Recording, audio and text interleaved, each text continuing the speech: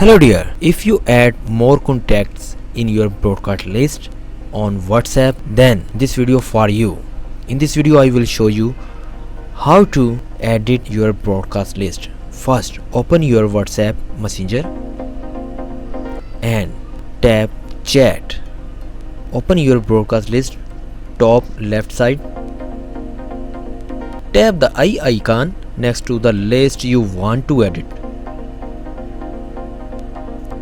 In the list info screen, if you change the name of your broadcast list, then click top list name.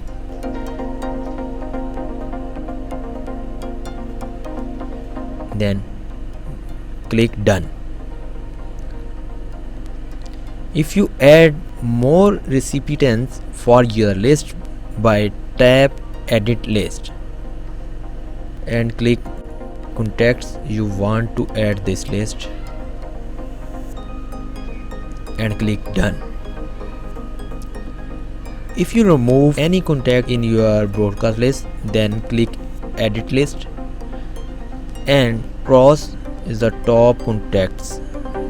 Click tap cross and click done. Now please like this video, subscribe our channel and press bell icon for more updates.